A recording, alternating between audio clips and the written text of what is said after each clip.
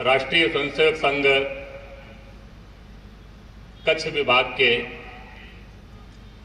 इस विभाग एकत्रीकरण में हम सबके सौभाग्य से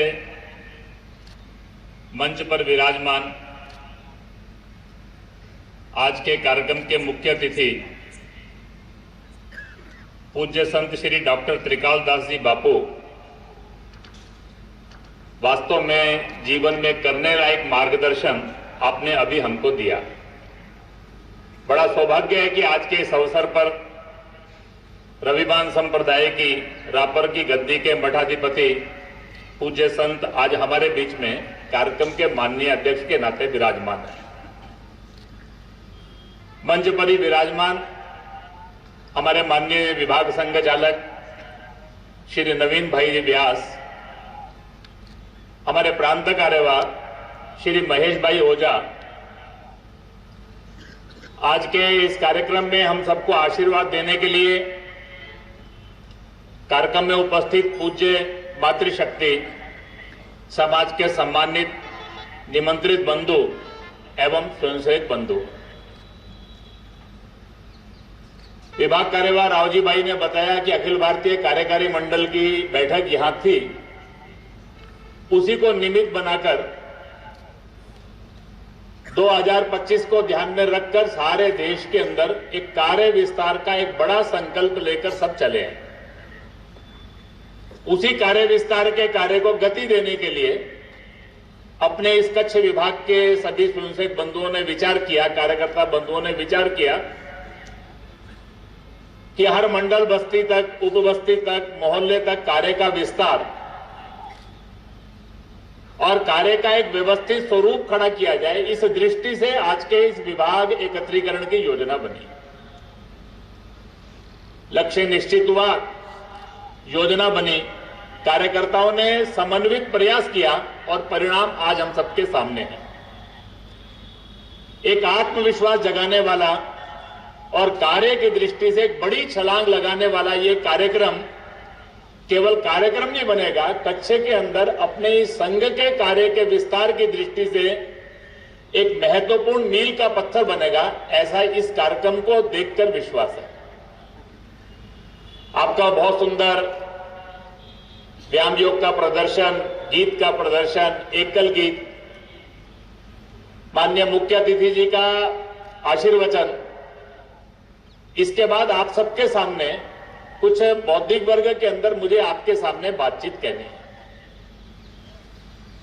इस बात कहने से पहले मैं एक बात और स्मरण करना चाहता हूं। मेरा वैसे इस कच्छ भुज में केवल दूसरी बार आना हुआ है। एक बार सीमा की दृष्टि से, सीमा दर्शन की दृष्टि से मैं आया था, उस समय आप सबसे मिलना नहीं हुआ। लेकिन सारे देश के अंदर कच्छ और भुज जब इस शब्द का स्मरण होता है तो एकदम सबके ध्यान में एक तिथि और एक घटना याद आती है जिसको कोई भुला नहीं सकता। वो है 26 जनवरी 2001। वो भूकंप, कम से कम 2-3 पीढ़ी तक तो उसको लोग भूलेंगे नहीं। वास्तव के अंदर एक बहुत बड़ी ऐसी विभीषिका थी। एक बार ऐसा लगा कि कच्छ और भुज नष्ट हो गया, लेकिन मुझे लगता है कि कच्छ और भुज की जो वास्तविक ताकत है, अगर 2001 और 2023 के कच्छ और भुज को देखा जाए तो उसके दर्शन वास्तव में होते हैं। वो जो राख थी, वो जो मिट्टी का ढेर था, उसमें से आज अगर 2023 में कोई आए तो कच्छ और भुज पहले से अधिक ऊर्जा के साथ, पहले से अधिक उत्साह के साथ, आत्मविश्वास के साथ, अपनों को खोने के बाद भी उस दर्द को अपने अंदर दबाकर इस राष्ट्र निर्माण के काम में कच्छ किसी भी कारण से पीछे नहीं रहेगा, ये संकल्प लेकर भुज, अंजार, बचाओ, सारे देश के अंदर ऐसे सब नगरों के नाम ये लोगों की जबान पर हैं। मुझे लगता है कि आज के इस कार्यक्रम के प्रारंभ में मेरा कर्तव्य है आप सबके प्रति एक बार हार्दिक संवेदनाएं व्यक्त करते हुए इस कच्छ की जिजीविषा को जो कभी कच्छ को नष्ट नहीं होने देगी, उसको प्रणाम करना। सारे देश के अंदर प्रवास करते हुए कच्छ के लोग मिलते हैं। 3 बातें सब जगह ध्यान में आती है कच्छ के लोगों की। एक, कच्छ का व्यक्ति यानी उद्यमी, हर क्षेत्र के अंदर जाकर उद्यम प्रारंभ करना, क्रमांक 1 पर आना। फिर केवल उद्यमी नहीं, वहां के समाज के सब कामों के अंदर उसका सहयोग, बढ़ चढ़कर सहयोग। कहीं पर भी ऐसा दिखता नहीं कि कच्छ के लोग वहां के समाज के लिए काम ना कर रहे। सबके हृदय के अंदर कच्छ के प्रति एक गर्व का भाव। और चौथी बात, ध्यान करके धीरे धीरे अनुभव आती है, सब स्थानों के ऊपर कच्छ के लोगों का संघ के प्रति भी एक विशेष अनुराग दिखाई देता है। वास्तव के अंदर इस कच्छ की धरती पर आप सब स्वयंसेवकों के दर्शन करके सारे देश को प्रेरणा देने वाली ये जो जिजीविषा है, इसका स्मरण करना ये मेरा कर्तव्य है। इस दृष्टि से प्रारंभ में मैं आप सबका अभिनंदन कर रहा हूं। आज के इस एकत्रीकरण के अंदर मुझे आप सबके सामने जब बोलना है तो मेरे मन के अंदर एक विचार आ रहा था। एक विशिष्ट परिस्थिति में से अपना देश गुजर रहा है और एक विशेष संयोग भी है जिसके कारण से आज हम सारे देश के अंदर कुछ बातों का स्मरण कर रहे हैं। भारत की यात्रा और पिछले 100 वर्ष के अंदर संघ की यात्रा, ये दोनों एक साथ चल रही है। ये जो कालखंड है, ये कालखंड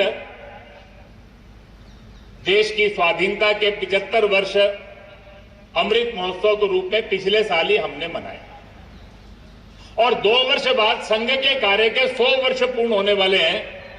इस विजयदशमी पे 98 वर्ष पूर्ण होकर इस 100वें वर्ष की तैयारी की दिशा में हम आगे बढ़ रहे हैं। यह एक ईश्वरीय संयोग है कि स्वाधीनता का अमृत महोत्सव और संघ का शताब्दी वर्ष, ये दोनों एक साथ आ रहे हैं। मैं दोनों का स्मरण इसलिए कर रहा हूं, वास्तव के अंदर स्वाधीनता के 75 वर्ष के अवसर पर हमने स्वाधीनता सेनानियों का स्मरण किया। स्वाधीनता के वो जो संघर्ष था, उस संघर्ष का जो विभीषिका थी, वो जो गुलामी दास्ता जो 1000 वर्ष के उस संघर्ष के अंदर हमने झेली, उसका भी स्मरण किया। और हमारा संघर्ष का स्वरूप कैसा था, उसकी प्रेरणा क्या थी, ये सब बातें भी हमने स्मरण की है। केवल स्मरण नहीं किया, आगे के लिए हमने कुछ करने का संकल्प भी लिया। राष्ट्रीय स्वयंसेवक संघ के नाते भी 98 वर्षों की इस यात्रा का स्मरण और आगे के करने का संकल्प। वास्तव में ये जो समय है, ये अपने संघ के 100 वर्षों की यात्रा, भारत की स्वाधीन भारत के 75 वर्षों की यात्रा का विहंगावलोकन, उसको एक बार पीछे मुड़कर देखना और आने वाले समय में करने का संकल्प लेना, इसके लिए ये कालखंड है। इसीलिए मैंने कहा ये विशिष्ट परिस्थिति है। हमारे यहां संघ के अंदर शारीरिक विभाग के अंदर पद विन्यास में दंडयुद्ध में एक प्रयोग आता है, वाम और सिंह ध्वज। यह सिंह ध्वज क्या है? सिंह चलते चलते कभी पीछे नहीं मुड़ता, वो केवल पीछे गर्दन घुमाकर एक बार व्यंगावलोकन करता है कि मैं कहां से चला था, कहां तक पहुंचा, और फिर उसके बाद एक आत्मविश्वास मन में लेकर एक लंबी छलांग लगाता है। वास्तव के अंदर ये समय हमारे लिए भी अपने इस स्वाधीन भारत की 75 वर्षों की यात्रा, संघ की 100 वर्षों की यात्रा, उसको हल्का सा गर्दन घुमाकर पीछे मुड़ के देखना और आगे के लिए एक लंबी छलांग लगाने का संकल्प लेने का कालखंड है। वास्तव के अंदर ये 75 वर्षों की यात्रा क्या है और संघ के 100 वर्षों की यात्रा क्या है और हमको क्या करना है, ऐसी 3 बातों की चर्चा मैं आपसे इस बौद्धिक वर्ग में करने वाला हूं। स्वाधीन भारत की 75 वर्ष की यात्रा एक बड़ी गर्व करने लायक यात्रा। कभी कभी नकारात्मकता फैलाने वाले लोग बहुत सारी नेगेटिव बातें करते हैं, लेकिन वास्तव के अंदर ये 75 वर्ष के अंदर हम जब विचार करते हैं तो हमको ध्यान में क्या आता है? 1947 एक बेचारगी का भारत था। जम्मू कश्मीर पर आक्रमण हुआ, यूएन के अंदर विषय गया, दुनिया का कोई देश हमारे साथ खड़ा नहीं था। हमारी भूमि पर कब्जा हो रहा था, पाकिस्तान ने आक्रमण किया था, लेकिन दुनिया की सारी शक्तियां उसके पीछे खड़ी थी। हमारी स्थिति ऐसी थी कि 1965 के में अंदर हम युद्ध जीते, हमको जीती हुई जमीन वापस करनी पड़ी। वो कालखंड था देश की आजादी के बाद का, जब अन्न की दृष्टि से अपने देश का पेट भरने के लिए हमको अमेरिका से अनाज मंगाना पड़ा। हमने स्वाधीन भारत की जब यात्रा प्रारंभ की, वो एक बड़ी बेचारगी से यात्रा प्रारंभ की। 1000 वर्ष का जो संघर्ष था, उसके अंदर जो शोषण हुआ, जो लूट हुई, तो जिसके अंदर समाज की संस्थाएं नष्ट हो गई, वहां से हमने इस भारत को खड़ा किया। 75 वर्ष के अंदर ही पूरे भारत का चित्र बदल गया। आज भारत कहने के बाद दुनिया के अंदर एक मजबूत राष्ट्र, आज दुनिया के प्रमुख राष्ट्रों में हमारी गिनती होती है। विश्व की तीसरी सबसे बड़ी सेना हमारी है। भारत की एक स्वतंत्र विदेश नीति है। अभी हम किसी की कृपा पर नहीं है। यूक्रेन का प्रश्न आया या इजराइल फिलिस्तीन का प्रश्न आया, हमारे हित में जो है उसको ध्यान में रखकर हमने निर्णय किया, दुनिया की किसी महाशक्ति के दबाव में नहीं। आज जब हम भारत को देखते हैं तो दुनिया के अंदर एक 5वें नंबर की बड़ी अर्थव्यवस्था भारत की है। दुनिया के अंदर इस कोविड के अंदर बड़ी बड़ी अर्थव्यवस्थाएं चरमरा गई। एक भारत की अर्थव्यवस्था थी जिसने बहुत तेजी से अपने को दोबारा से गतिमान कर दिया। आज भारत कहने के बाद दुनिया के अंदर जब आता है तो भारत की कूटनीति की लोग दाद देते हैं। अभी G20 हुआ, पहली बार G20 के अंदर पहले दिन सर्वसम्मत प्रस्ताव पारित हुआ। नहीं तो G20 में 20 देशों को सहमत करना बहुत मुश्किल था, लेकिन विपरीत विचार के लोगों को भी एक मंच पे लाकर एक मत का करना, यह हमारी कूटनीति की विजय थी। हम जब भारत की बात करते हैं तो भारत की पहचान केवल मजबूत, शक्तिशाली, आज दुनिया के अंदर शक्ति संपन्न राष्ट्र की नहीं है, एक जिम्मेदार राष्ट्र की भारत की प्रतिमा है। दुनिया के सब छोटे छोटे देश अपने हित के अंदर जब भी कोई संकट आता है, कोई प्रश्न आता है, वो भारत की ओर देखते हैं। कारण भारत हमेशा केवल अपना विचार नहीं करता, वो सबका विचार करता है। कोविड की चुनौती आई, वैक्सीन का प्रश्न हो, दवाइयों का प्रश्न हो, सारी दुनिया के साथ हम खड़े थे। पैसा कमाने के लिए नहीं खड़े थे। वसुधैव कुटुंबकम का जो हमारा ध्येय वाक्य है, उस बात को मन में लेकर सबका हित का विचार करना, सर्वे भवन्तु सुखिनः, इस विचार को लेकर चलने वाला भारत। यूक्रेन के युद्ध के अंदर दुनिया के जिस देश को अनाज की आवश्यकता पड़ी, उसको भारत ने अन्न दिया।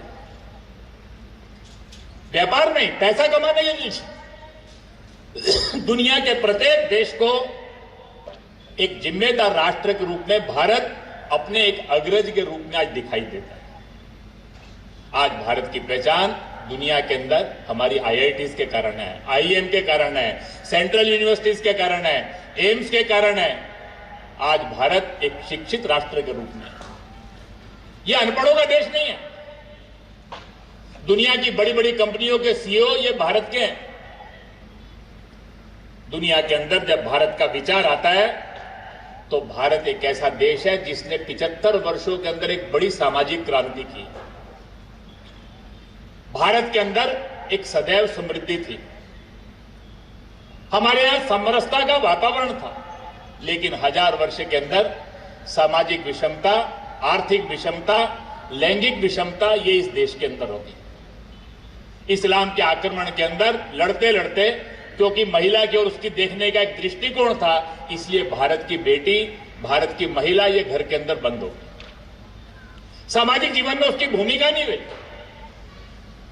लेकिन 75 वर्ष के अंदर ही आज समाज जीवन के प्रत्येक क्षेत्र में भारत की बेटी बेटों के साथ खड़ी है। 75 वर्ष पहले कोई कल्पना नहीं करता था।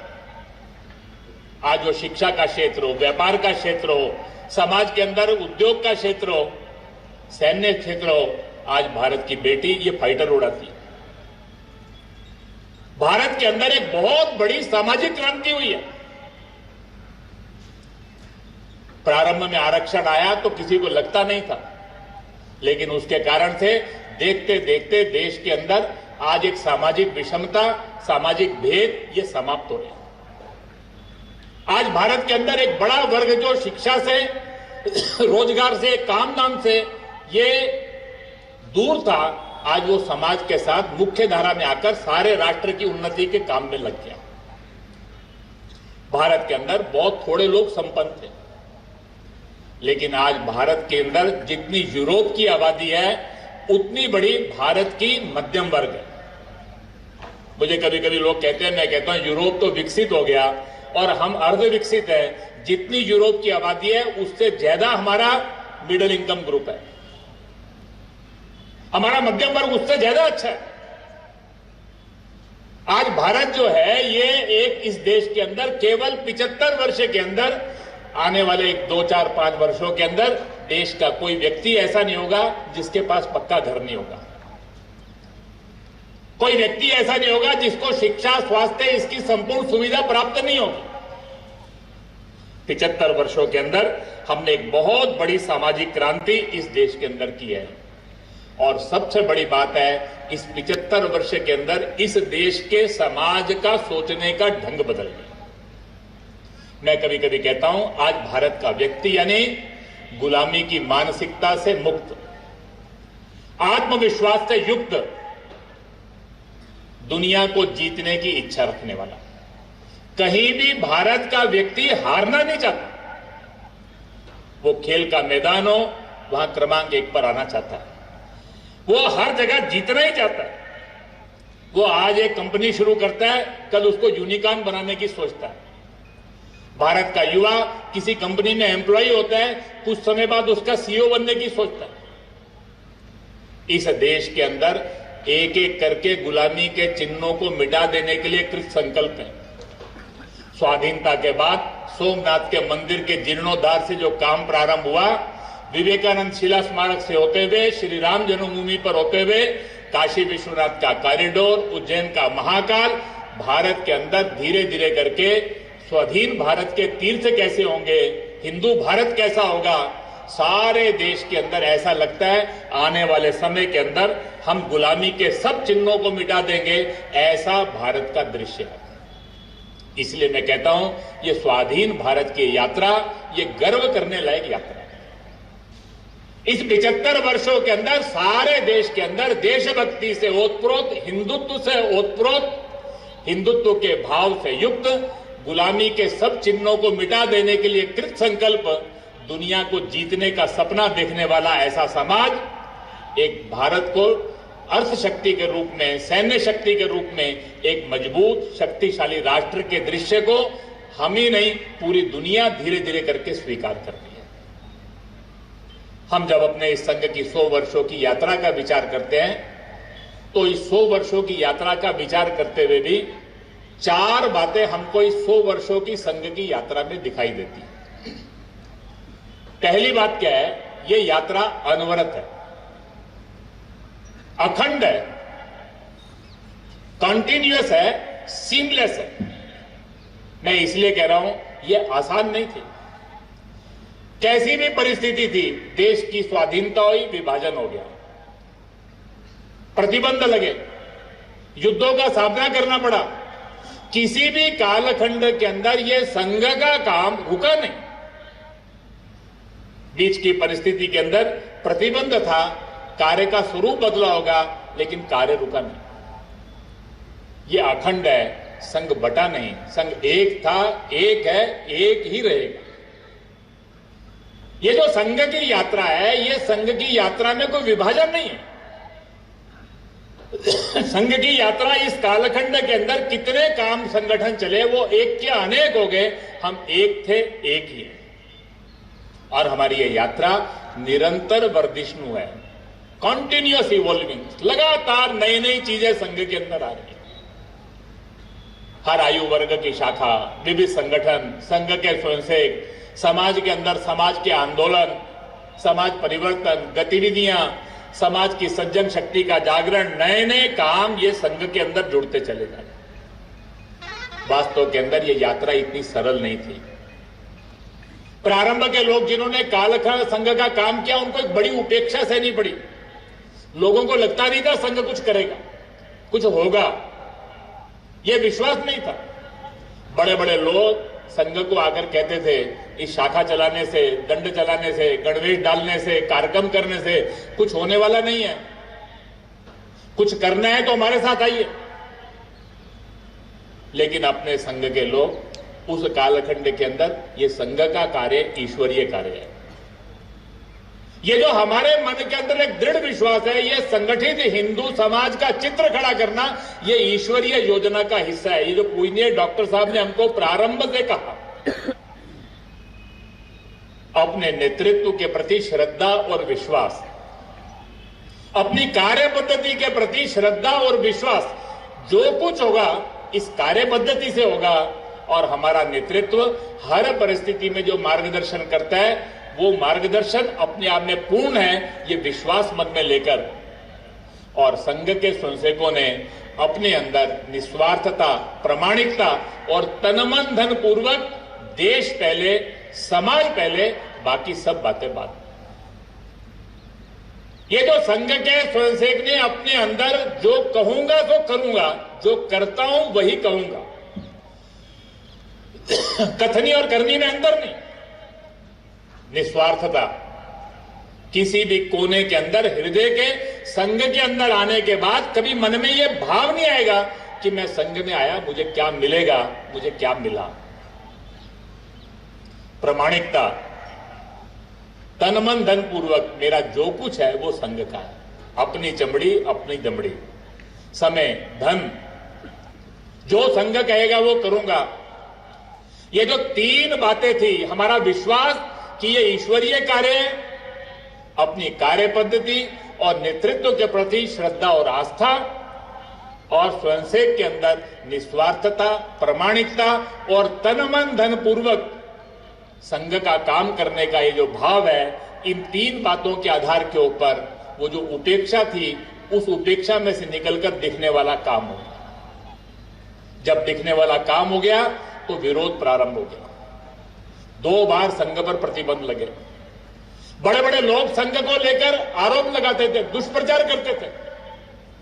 ऐसे ऐसे लोग जिनकी दुनिया सुनती थी, जिनकी बातें समाचार पत्रों में छपती थी, वो सब लोग संघ पर झूठे झूठे आरोप लगाते थे। संघ को विदेशों से पैसा आता है, संघ के CIA से संबंध है, ऐसे ऐसे आरोप लगते थे जिसको सुनकर आज कभी कभी सब स्वयंसेवकों को हंसी भी आएगी। लेकिन वो समय ऐसा था, लोग उन्हीं की बात सुनते थे। उस सारे विरोधों में से भी हम निकले। हम संघ के लोगों ने एक मन में निश्चय किया, संभवतः हमारे भाग्य में ही है कि यह विरोध होगा। बहुत हैरानगी थी, विभाजन के कालखंड के अंदर समाज, हिंदू समाज की रक्षा में संघ सबसे आगे। विस्थापित होकर जो लोग हैं, उनके पुनर्वास में संघ सबसे आगे। संघ का स्वयंसेवक पुनर्वास में लगा था, हिंदू समाज की रक्षा में लगा था, और पूज्य महात्मा गांधी जी की हत्या का झूठा आरोप लगाकर संघ पर प्रतिबंध लगा था। 2 आयोग बने, इन्वेस्टिगेशन हुए, जजमेंट आ गए। संघ की कहीं दूर दूर तक संबंध नहीं आया, उसके बाद भी बोलना बंद नहीं किया, आरोप लगाना बंद नहीं किया। दूसरों से लड़ना आसान होता है, लेकिन जिन अपनों के लिए हम काम कर रहे हैं, वो अपने ही जब विरोध करते हैं तो उसको सहना इतना आसान नहीं होता। लेकिन उस सारे अपनों के विरोध में भी संघ के स्वयंसेवकों ने अपने नेतृत्व, कार्य पद्धति, उस पर श्रद्धा, विश्वास, ईश्वरीय कार्य, ये मानकर जहां समाज देश की आवश्यकता है, वो 3-4 युद्ध आए, वो कच्छ का प्रश्न था, वो अकाल था, वो भूकंप था, जहां भी समाज देश की आवश्यकता है, संघ पहले, स्वयंसेवक पहले, समाज को साथ लेकर अपनी भूमिका निभाने के कारण से देखते देखते संघ के काम के प्रति अनुकूलता और आज स्वीकार्यता बन गई। आज जब हम देश के अंदर विचार करते हैं तो हमको ध्यान में आता है धीरे धीरे करके हमारी ये जो 4 पीढ़ी की यात्रा है, इस 4 पीढ़ी की यात्रा के कारण से समाज जीवन के केंद्र में आकर संघ खड़ा हो। वास्तव में ये 4 पीढ़ी की यात्रा अद्भुत है। पहली पीढ़ी ने सारे देश के अंदर संघ के काम का बीजारोपण किया। दूसरी पीढ़ी ने संघ के काम को राष्ट्रव्यापी बना दिया। 1973-74 तक आते आते देश के हर जिले में संघ पहुंच गया। तीसरी पीढ़ी ने इस संघ को समाज व्यापी कर दिया। 1977 के बाद उस लोकतंत्र की रक्षा के आंदोलन में संघ के स्वयंसेवकों ने जो भूमिका निभाई थी, सारे देश में एक बड़ी अनुकूलता आ गई। जैसे ही वो अनुकूलता आ गई, उस अनुकूलता के कालखंड के अंदर सारे देश की सेवा बस्तियों में संघ ने काम प्रारंभ किया, वनवासी क्षेत्रों में काम प्रारंभ किया, नॉर्थ ईस्ट और दूर दराज के क्षेत्रों में काम प्रारंभ किया, विद्या भारती के माध्यम से विद्यालय प्रारंभ होने शुरू हो गए। और उस कालखंड के अंदर हिंदू समाज के आत्मविश्वास को जगाने के लिए, राष्ट्रीय एकात्मता को पुष्ट करने के लिए हमने बड़े बड़े अभियान लिए। श्री राम जन्मभूमि मंदिर का आंदोलन, एकात्मता यात्रा और संघ के बड़े बड़े संपर्क अभियान। और इसके कारण से तीसरी पीढ़ी ने 2000 तक आते आते हमने 1985 में जो पहला संपर्क अभियान लिया था, 1.25 लाख गांव तक हम पहुंचे थे। 2000 के अंदर संघ के 75 वर्ष पूरे होने पर हमने जो एक अभियान लिया, उसमें 4 लाख से ज्यादा गांव में हम देश में गए। हमारी जो तीसरी पीढ़ी थी उसने संघ को समाज व्यापी कर दिया। चौथी जो पीढ़ी थी उसने ये जो स्वीकार्यता थी, अनुकूलता से जो स्वीकार्यता बन गई, इसके अंदर पिछले 25 वर्षों में पूरी सज्जन शक्ति को संघ से जोड़ दिया। स्थान स्थान के ऊपर पूज्य संत, महात्मा, सामाजिक नेतृत्व, समाज को साथ लेकर समाज परिवर्तन के लिए सारे देश के अंदर एक वातावरण खड़ा हो गया। आज धीरे धीरे करके हम कह सकते हैं संघ और समाज एक वेवलेंथ पर आ गया। सारे देश में घूमते हुए समाज के प्रमुख लोगों के साथ मेरा बैठना होता है। मैं ध्यान में आता है जैसे हम आज से 25-30 साल पहले सोचते थे, वैसा ही आज समाज सोचता है। आज कहीं पर भी प्रश्न आ जाए, हर एक के मन में एक ही बात है कि समाज के समस्याओं का समाधान कैसे होगा। लेकिन यह समाधान करने के लिए संघ क्या करेगा ये नहीं कहते, हम क्या कर सकते हैं, ये आज सबका वातावरण बन गया। आज समाज जो है केवल सुझाव नहीं देना चाहता, वो अपेक्षा नहीं करता। आज समाज संघ के साथ जुड़कर काम करना चाहता है। धीरे धीरे करके संघ और समाज के बीच का अंतर समाप्त होता है। और इसीलिए आज के इस समय का मैं जब वर्णन करता हूं तो मैं ये कहता हूं कि आज संघ भारत के केंद्र में है और भारत विश्व के केंद्र में। संघ जो है ये आज समाज के केंद्र में है। सारे समाज ने संघ के नेतृत्व को स्वीकार किया।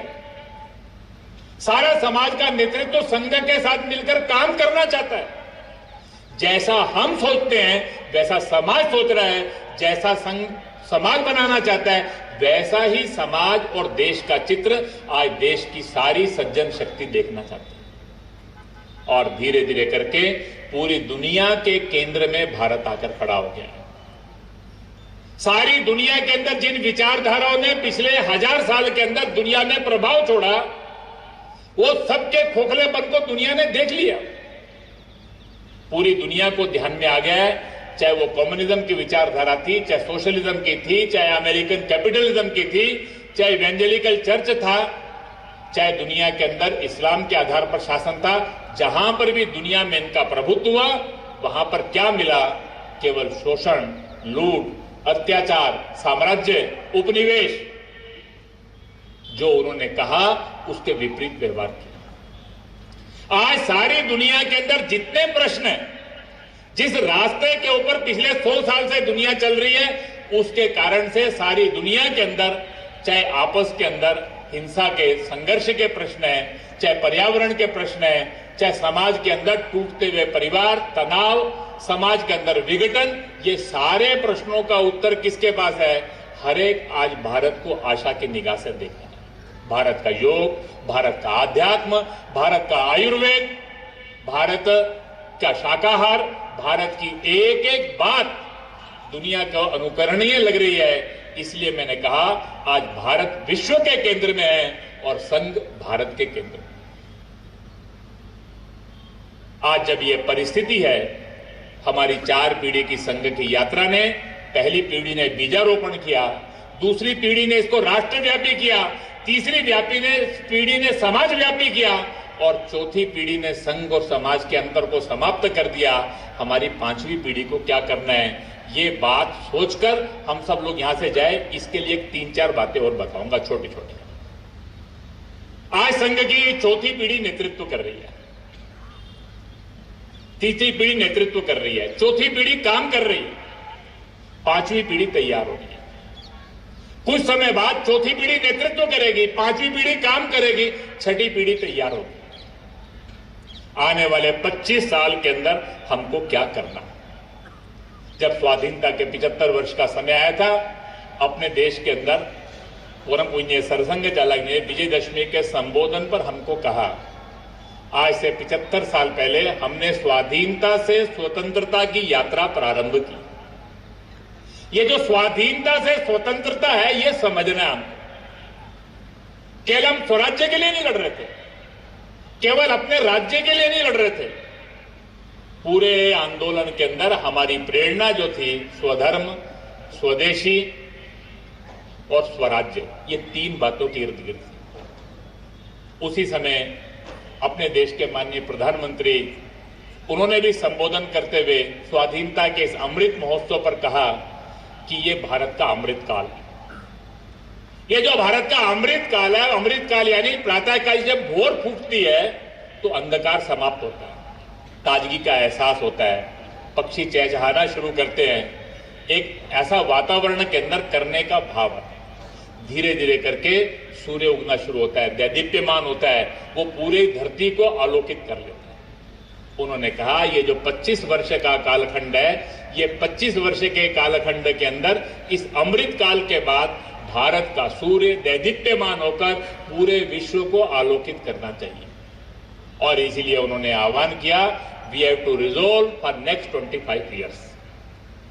हमको आने वाले 25 सालों का संकल्प लेना है। 100 साल बाद जब हम शताब्दी मनाएंगे भारत की स्वाधीनता की, उस समय भारत का चित्र कैसा होगा? इस वर्ष के लाल किले के ऊपर उन्होंने वो 5 बातें करने के लिए सबको कहा। देश के किसी भी कोने से गुलामी का एक भी चिन्ह बाकी नहीं रहना चाहिए। अपनी विरासत का गर्व, सामाजिक एकता, नागरिक कर्तव्यों के प्रति प्रतिबद्ध समाज और पूर्ण विकसित भारत, ये 5 बातों के इर्द गिर्द उन्होंने आने वाले समय के अंदर बहुत सारी बातें हम सबको करने की बताई। वास्तव के अंदर आने वाले समय के अंदर ये जो करने का काम है, हमारे जो 4 पीढ़ी की यात्रा है, आने वाले 25 सालों के अंदर इसको हमको अपने मंजिल तक पहुंचाना। इस दृष्टि से हमारी चौथी, 5वीं और 6ठी पीढ़ी को मिलकर क्या करना है, तो 4 काम है हम सबके करने के लिए। मैंने बताया, पहली पीढ़ी ने राष्ट्रव्यापी कार्य किया, दूसरी ने समाज बीजारोपण किया, दूसरी ने राष्ट्रव्यापी किया, तीसरी ने समाजव्यापी किया, चौथी पीढ़ी ने अपने इस काम को संघ और समाज को एक कर दिया। हमको क्या करना है, तो हम जब विचार करते हैं तो हम राष्ट्रव्यापी हैं, समाजव्यापी हैं, अभी सर्वव्यापी और सर्वस्पर्शी नहीं। हमारे विभाग कार्यवाही ने हम सबको बताते हुए कहा, अभी भी कुछ मंडल छूट गए, अभी भी कुछ बस्तियां छूट गई। हम जब बस्तियों का विचार करते हैं तो कुछ उपबस्तियां छूट गई, मंडल के कुछ गांव छूट गए। एक 500 से ज्यादा गांवों के संसेद यहां पर है, लेकिन बहुत सारे गांव छूट गए। 2025 के अंदर जब अपना ये शताब्दी वर्ष का विस्तार का ये जो अभियान है ये पूरा होगा, तो हम सबको ध्यान में आना चाहिए, ये आज का कार्यक्रम हमारा लक्ष्य नहीं है, ये कार्यक्रम माध्यम बनना चाहिए। आने वाले 2 साल के अंदर प्रत्येक गांव, प्रत्येक बस्ती, बस्ती की हर मोहल्ला, गांव का हर पाड़ा, गांव का हर छोटा हिस्सा, वहां तक संघ का संसेद चाहिए, वहां तक अपने कार्य का स्वरूप चाहिए। अभी हम राष्ट्रव्यापी हैं, समाजव्यापी हैं, हम सर्वस्पर्शी नहीं, सर्वव्यापी नहीं। एक भी कोना ऐसा नहीं रहे जहां अपने इस संघ के कार्य की पहुंच न हो। इस दृष्टि से इस कार्यक्रम के बाद एक बड़े कार्य के विस्तार की छलांग हम सब लोग लगाएं, ये पहली बात। दूसरी बात, 1000 साल हम दो शक्तियों से लड़े, कट्टरपंथी इस्लाम और इवेंजेलिकल चर्च। पिछले 100 वर्षों के अंदर दो और शक्तियां हैं जिनसे हम लड़ रहे हैं, एक कम्युनिज्म, माओइज्म, कल्चरल मार्क्सिज्म, इसका जो विचार है, और दूसरा दुनिया के अंदर जिसको आज अमेरिकनिज्म कहते हैं, कैपिटलिस्ट फोर्सेस कहते हैं, ग्लोबल मार्केट फोर्सेस कहते हैं। वास्तव के अंदर ये जो चारों शक्तियां हैं, ये चारों शक्तियों से हम लड़ रहे हैं। बहुत सारी बातें हमको दिखाई देती है, उसकी चर्चा कर नहीं सकते, उसका समय नहीं है। लेकिन ये सारी शक्तियां जो हैं, ये धीरे धीरे करके जैसे जैसे हिंदुत्व का वातावरण बनता गया, देशभक्ति का भाव जगता गया, अपना देश ताकतवर होता गया, संघ भी ताकतवर होता गया, समाज के केंद्र में आ गया, धीरे धीरे करके शक्तियां परास्त हो रही हैं। ये शक्तियां परास्त हो रही हैं, समाप्त नहीं। आज से 75 साल पहले तंत्र में, समाज में, विचार में सब जगह प्रभावी थी। आज समाज में ये हमसे लड़ नहीं सकती, तंत्र से धीरे धीरे करके बाहर हो रही हैं, लेकिन विचार में अभी भी एक ताकत है।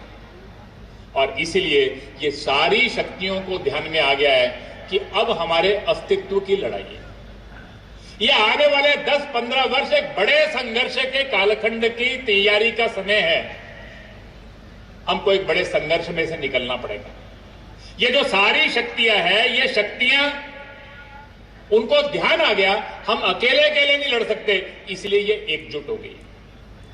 और इन सब लोगों के लिए कॉमन एनिमी क्या है, समान शत्रु क्या है, वो 3 बातें हैं, भारत, हिंदू और संघ। दुनिया की सब शक्तियों को लगता है कि भारत ऐसे ही बढ़ता रहा तो हमारा विचार समाप्त हो जाएगा, पूरी दुनिया भारत के पीछे आगे खड़ी हो जाएगी। यह भारत क्यों ताकतवर हो रहा है? क्योंकि देश में हिंदुत्व का भाव जग रहा है। अपने जाति भेदों से ऊपर उठकर, अपने छोटे छोटे स्वार्थों से ऊपर उठकर पूरा हिंदू समाज देश के लिए जीने के लिए खड़ा हो गया। ये सारे देश में हिंदुत्व का भाव क्यों बढ़ रहा है? क्योंकि संघ मजबूत हो रहा है। और इसीलिए सारे देश के अंदर एक योजनाबद्ध प्रयास इस भारत की एकात्मता को तोड़ना, हिंदुत्व के भाव को कमजोर करना और संघ के ऊपर तरह तरह के ओप लगाकर संघ के बारे में एक भ्रम का वातावरण खड़ा करना। आने वाले समय के अंदर हमको इस नए प्रकार के षड्यंत्रों के स्वरूप मिलेंगे। मैंने बताया वो प्रत्यक्ष लड़ नहीं सकते, इसलिए छद्म युद्ध शुरू हो रहा है, मायावी युद्ध शुरू हो रहा है, प्रॉक्सी वॉर शुरू हो रही है। हिंदू समाज के अंदर नए नए तरह के संघर्ष पैदा करने की कोशिश की जाती है। मैं अभी पिछले दिनों हरियाणा प्रांत में था, वहां पर अपने 2 समाज के लोग आमने सामने खड़े थे, गुर्जर और राजपूत। प्रश्न क्या है, एक मिहिर भोज नाम के एक राजा हुए, एक महापुरुष हुए। गुर्जर कह रहे थे ये हमारे हैं, राजपूत कह रहे हैं हमारे हैं। मैंने पूछा महापुरुष किसी जाति के होते हैं क्या? महापुरुष तो पूरे समाज के होते हैं, उस पर किसी का पेटेंट है क्या? उन्होंने एक जाति का विचार किया क्या? लेकिन वो हमारे थे, इस बात के ऊपर दोनों का झगड़ा हो। आने वाले समय के अंदर जातियों के अभिनिवेश खड़ा करना, समाज के अंदर छोटी छोटी बातों के ऊपर समाज को बांटना, संघर्ष करना, तरह तरह के खड़े करना। अचानक कहीं पर आरक्षण के नाम के ऊपर, कहीं पर जातियों के छोटे से घटना को, दुर्भाग्यपूर्ण घटना को वो जाति की अस्मिता का प्रश्न बन जाता है। थोड़े दिन पहले हमने किसान आंदोलन देखा, हमने भीमा कोरेगांव का समय देखा, सीए का समय देखा। परसिक्यूटेड जो पाकिस्तान, बांग्लादेश, अफगानिस्तान में जिन लोगों को 4 पीढ़ी से अत्याचार सह रहे थे, वो भारत में नहीं आएंगे तो कहां आएंगे? यहां हम उनको अधिकार देते हैं तो वो किसी के अधिकार छीने थोड़ी जाते हैं, लेकिन सारे देश के अंदर एक भ्रम का वातावरण खड़ा करते हैं। ये जो सारे देश के अंदर आने वाले समय के अंदर समाज के अंदर नए नए तरह के संघर्ष ये खड़े करने का प्रयास होगा। और इसलिए हम सब लोगों को आने वाले समय के अंदर समाज को टूटने नहीं देना, हिंदुत्व का भाव कमजोर नहीं होने देना, समाज के किसी भी वर्ग को अपने से छूटने नहीं देना। सारे समाज के अंदर इस हिंदुत्व के आंदोलन को, समाज की एकता के प्रश्न को ये तोड़ने का प्रयास होगा। तीसरा काम हम सबको जो करने का है, इस 1000 वर्ष के संघर्ष में बहुत सारी बातें ऐसी आ गई जो हमारी नहीं थी। हमारी व्यवस्थाएं टूट गई। कुछ बातों का संकेत माननीय अध्यक्ष जी ने हमसे किया। भारत के हिंदू की पहचान किसके साथ होनी चाहिए? तो वो 5 बातों के साथ होनी चाहिए। भारत का व्यक्ति यानी नागरिक कर्तव्यों के प्रति प्रतिबद्ध। भगिनी निवेदिता से किसी ने प्रश्न किया, देश स्वाधीन हो गया तो देशभक्ति का मापदंड क्या है? उन्होंने कहा, नागरिक कानूनों का पालन करना, नागरिक कर्तव्यों का पालन करना, यही देशभक्ति का पैमाना है। देश गुलाम है तो उससे लड़ना पड़ता है, ये देशभक्ति है। त्याग और बलिदान करना पड़ता है। लेकिन देश स्वाधीन हो गया तो देश के कानून है, देश का संविधान है, उसको मानना। देश के अंदर सामान्य व्यक्ति के अंदर भ्रष्टाचार, सामान्य व्यक्ति के अंदर अपने स्वार्थों के लिए कानून को तोड़ना, ऐसी जो अनेक बातें हैं, ये समाप्त होनी चाहिए। सारे देश के अंदर स्वदेशी का भाव आना चाहिए। अपनी भाषा, अपनी वेशभूषा, अपना खान पान, अपने महापुरुषों का गौरव, अपने जीवन के अंदर अपने देश की बनी वस्तुओं का उपयोग, नागरिक कर्तव्यों के प्रति प्रतिबद्ध, स्वदेशी के भाव से ओतप्रोत सामाजिक समरसता का आचरण। हिंदू समाज का विचार है, सबके अंदर भगवान का अंश है, तो कोई छोटा बड़ा नहीं हो सकता, किसी से भेद नहीं हो सकता। किसी का किसी परिवार में जन्म हुआ, इसके कारण से वो व्यक्ति हमारे लिए त्याज्य नहीं हो सकता, अस्पृश्य नहीं हो सकता। सारे देश के अंदर ये जो सामाजिक समरसता है, भारत माता की संतान, हम सब सगे भाई, हम सब भारत माता की संतान सगे भाई, हमारा एक खून का रिश्ता, कोई छोटा नहीं, कोई बड़ा नहीं, कोई अमीर नहीं, कोई गरीब नहीं, कोई ऊंची जाति का नहीं, कोई नीची जाति का नहीं, हम सब एक हैं। ये जो आचरण और व्यवहार है, ये भाषण में नहीं, कार्यक्रम में नहीं, हमारे परिवार में दिखना चाहिए, हमारे गांव में दिखना चाहिए।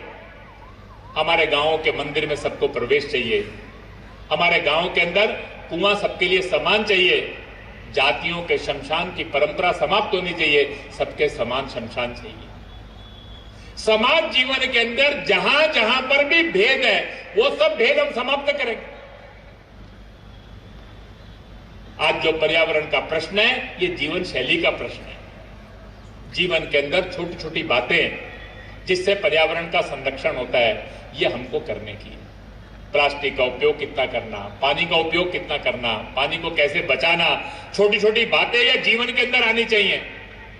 और भारत का परिवार, ये भारत का परिवार संस्कारित परिवार बनना चाहिए, मूल्य आधारित परिवार। हिंदू घर कैसा होना चाहिए, इसके बारे में हमको एक चित्र खड़ा करना। आने वाले वासने के अंदर ये 5 बातें समाज जीवन के अंदर भारत की पहचान बननी चाहिए। और चौथी और आखिरी बात है, हमारी कहानी हमको लिखनी है। ये जो इस 1000 साल का कालखंड रहा, क्या हुआ? लाला लाजपत राय कहा करते थे, इस देश के अंदर अंग्रेजों ने 3 बातें की, de Hinduisation, de socialisation, de nationalisation.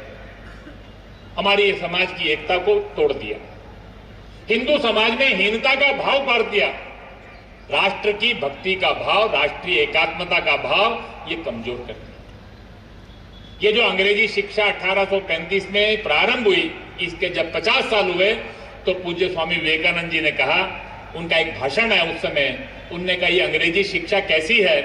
उन्होंने कहा, एक बच्चा स्कूल जाता है, पहली बात वो सीखता है, योर फादर इज अ फूल। ये उनका वाक्य है कि आपके पिता मूर्ख हैं, वो जो बताते हैं उसका कोई अर्थ नहीं है, जो हम बताते हैं वो सुनो। वो कहता है सेकेंड थिंग ही लर्न, दूसरी बात वो सीखता है, योर ग्रैंडफादर इज ल्यूनेटिक। आपके दादा परदादा दादी परदादी ये सनकी हैं, ये जो बातें कहते हैं इनका कोई आधार नहीं है, निराधार बातें, जिन बातों का कोई अर्थ नहीं है। उन्होंने कहा थर्ड थिंग दे लर्न, तीसरी बात वो सीखते हैं, ऑल योर टीचर्स आर हिपोक्राइट्स। आपके जितने गुरु हैं, आपके मार्गदर्शन करने वाले संत हैं, जितने आपको प्रवचन देने वाले हैं, वो दोहरापन है, खोखलापन है, जो बात कहते हैं वो वास्तव में होती नहीं है। और चौथी बात उन्होंने कहा, fourth thing they learn, all your sacred books are full of lies. आपकी जितनी किताबें हैं, रामायण, महाभारत, वेद, गीता, ये सब बेबुनियाद है, झूठ से भरी हुई, ये मिथक है, ये केवल कहानियां हैं। उन्होंने कहा by the time he is 16, वो 16 साल का होता है, he is a mass of negation, वो नकारात्मकता से भरा होता है, बोनलेस, उसकी कोई रीढ़ नहीं होती, लाइफलेस, उसमें कोई जीवन नहीं होता, कुछ करने का भाव नहीं होता। अंग्रेजों के अनुसरण में ही मेरा हित है, यही भाव होता है। वास्तव के अंदर अंग्रेजों ने एक यूरोसेंट्रिक मॉडल खड़ा किया, विदेश के अनुसरण में ही हमारा हित है। आज कभी कभी जो पश्चिम का है वही हमको मॉडर्न लगता है, वो वेस्टर्न को मॉडर्न कहते हैं, उसी को हम प्रगति कहते हैं, हमारी अपनी सब बातें रूढ़िवादी लगती है। भारत के विमर्श के आधार के ऊपर हमको भारत की व्यवस्थाएं खड़ी करनी है। सारे देश के अंदर आने वाले समय के अंदर हमको हमारे विमर्श के आधार के ऊपर अपनी व्यवस्थाएं खड़ी करनी है। ये 4 काम आने वाले समय के अंदर करने हैं। और इसीलिए आज जो ये अपने यहां पर चौथी पीढ़ी जो इस समय काम कर रही है, ये आज से 10-15 साल बाद जिला, विभाग, प्रांत सब जगह नेतृत्व करेगी। अपने ग्राम, तहसील, 5वीं पीढ़ी हमारे साथ तैयार हो रही है, वो काम करना प्रारंभ कर देगी। 6ठी पीढ़ी तैयार होगी। आने वाले 25 साल बाद अपने इस देश के अंदर हमारा चित्र कैसा चाहिए, ये राष्ट्रीय स्वयंसेवक संघ का आंदोलन, it should become movement of 100%, ये 100% का आंदोलन बन जाना चाहिए, ये 100% तक पहुंच जाना चाहिए। ये कोई गांव, कोई मोहल्ला, ये हमसे छूटना नहीं चाहिए। राष्ट्र विरोधी शक्तियां, समाज को तोड़ने का सपने वाली शक्तियों का पूर्ण परास्त हमको करना है, उनको हमको समूल यहां से समाप्त करना है। और नागरिक कर्तव्यों के प्रति प्रतिबद्ध, स्वदेशी के भाव से ओतप्रोत ऐसा अपना एक समाज का चित्र खड़ा करना, इस दृष्टि से हम सब लोग अपने अपने बारे में संकल्प करें। जिस भी गांव से आए हैं वहां पर संघ का काम खड़ा हो, एक प्रभावी काम खड़ा हो। हम जहां पर भी हैं, एक भी स्वयंसेवक ऐसा नहीं चाहिए जो समाज का दायित्व लेकर खड़ा ना हो। हमारे सबके परिवार एक आदर्श हिंदू परिवार बनने चाहिए और अपने क्षेत्र के अंदर समाज की सज्जन शक्ति को लेकर जैसा भारत बनाना चाहते हैं, वैसे अपने गांव, बस्ती को हम बनाकर खड़ा करें। ऐसा एक संकल्प लेकर हम सब लोग जाए, इस बात का अनुरोध करते हुए और आप सबका धन्यवाद करते हुए अपने इस वक्तव्य को मैं पूर्ण करता हूं। भारत माता की जय।